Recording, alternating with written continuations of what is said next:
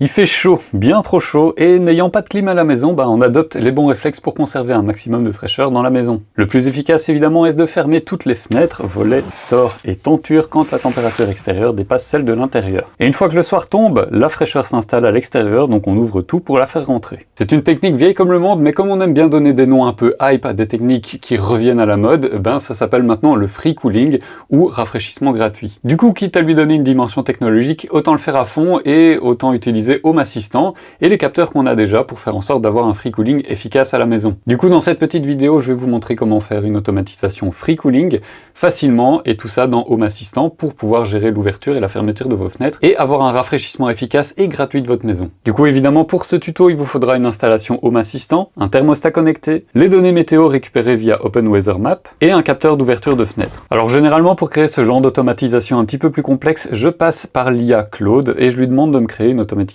au format YAML pour Home Assistant. Je lui explique le principe le plus précisément possible en lui donnant les entités sur lesquelles il peut se baser pour créer l'automatisation. Généralement, je lui demande de me poser des questions supplémentaires parce qu'il n'a pas forcément tous les éléments en sa possession. Ça permet de créer des automatisations plus précises si jamais j'ai oublié quelque chose. À la fin, il nous donne un code YAML qu'on va pouvoir insérer dans une nouvelle automatisation. Alors je vous rassure tout de suite, ce code vous allez le trouver en description de la vidéo, ça mène vers mon GitHub.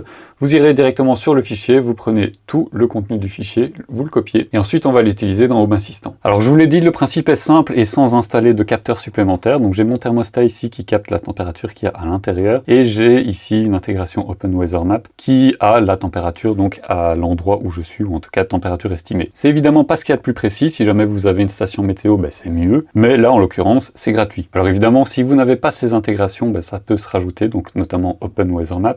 Et si jamais vous n'avez pas un thermostat connecté, vous avez toujours la possibilité d'avoir un petit capteur de température intérieure. Ensuite on va dans les paramètres, on va dans les automatisations et scènes, et on va créer une nouvelle automatisation. Bon, je vous rassure, on va pas passer par l'éditeur visuel, on va passer plutôt par l'éditeur de code. Donc on va ici cliquer sur les trois petits points, on fait modifier en YAML, puis vous allez sur le lien que je vous ai mis en description, vous appuyez sur Raw ici, vous sélectionnez tout, copier, on revient dans Home Assistant, on sélectionne tout ici et on écrase CTRL V. Voilà. Donc là on a toute la gestion du free cooling. Ce qu'on va faire, c'est appuyer sur les trois petits points, repasser en mode éditeur visuel. Et là, vous allez vérifier les entités que vous avez. Donc évidemment, si vous avez un thermostat, ça s'appelle autrement, il faudra changer ici. Pareil pour Open Weather Map, si jamais vous avez autre chose, il faudra adapter.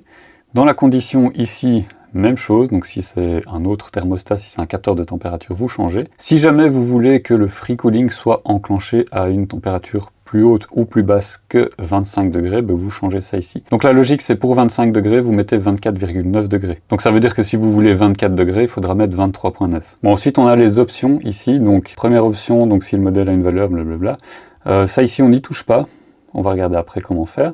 On a ici la gestion de la notification, donc ça par contre, il va falloir adapter. Donc là, vous devez avoir l'application Home Assistant sur votre téléphone et normalement, après, vous ajoutez une cible et vous aurez votre modèle de téléphone ici qui sera dispo. Vous faites pareil dans l'option 2, à nouveau pour la notification. Donc ça, voilà, c'est bon. Et alors la dernière chose à faire, là malheureusement, il n'y a pas moyen de le faire autrement que manuellement, c'est à nouveau dans le code YAML.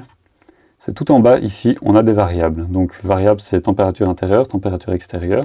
Donc là, il faudra changer en fonction de... Vous voyez, ici, j'ai climate.cuisine. Et donc, ce climate.cuisine, c'est l'entity ID ici qu'on a pour donc le thermostat. Ensuite, la température extérieure, c'est défini avec l'Open Weather Map température. Donc ça, si jamais vous avez un capteur de température extérieure, il faudra adapter évidemment. Et la dernière condition qui est importante ici, c'est la détection d'ouverture de fenêtre. Donc je vous en ai pas parlé jusque maintenant. Mais donc ça va vous permettre d'éviter d'avoir un spam de notifications sur votre téléphone. Donc évidemment, il vous faut absolument ce petit capteur et la valeur. Et donc ici, cette variable sera sur on si jamais la fenêtre est ouverte. Voilà, donc une fois que tout est bon, vous enregistrez. Vous lui donnez un nom, gestion du free cooling par exemple.